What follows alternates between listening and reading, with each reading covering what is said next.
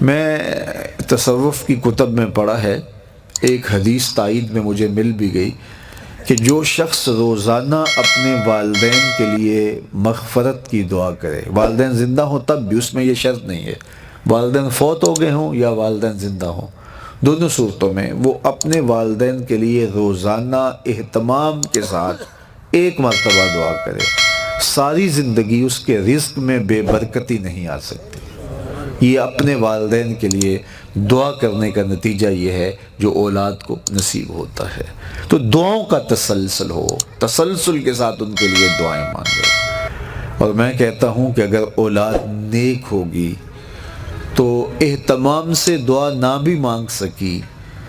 اور نمازی اولاد ہوگی تو دن میں کتنی مرتبہ کہے گی ربنا اغفر لی ولوالدی، اے اللہ مجھے بھی بخش دے، میرے ماں باپ کی بھی مغفرت فرما دے۔ تو نیک اور صالح اولاد والدین کے لیے مستقل سرمایہ ہے اور قبر میں اس کا فائدہ ان کو پہنچتا ہے۔ اللہ کے محبوب صلی اللہ علیہ وآلہ وسلم نے ارشاد فرماتے ہیں کہ مل میت فی القبر الا کالغریق المتغوص فی البحر، جب ہم کسی شخص کو قبر میں دفن کر کے آتے ہیں تو اس کی حالت یہ ہوتی ہے جیسے کوئی شخص پانی میں غوطے کھا رہا ہو۔ بڑا مشکل وقت ہوتا ہے جب قبر میں چھوڑ کے ہم کسی کو پلٹتے ہیں، اور یہ وقت ہمارے اوپر بھی آنے والا ہے، اللہ عافیتوں سے معاملے فرمائے۔ تو کہا جب مل میت فی القبر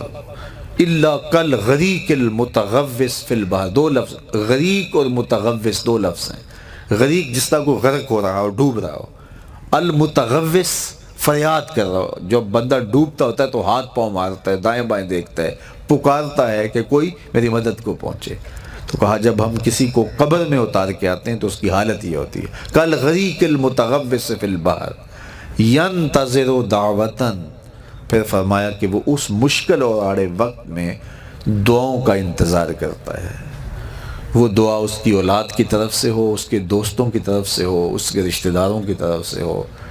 تو ان کے ہاتھ اٹھ جائیں۔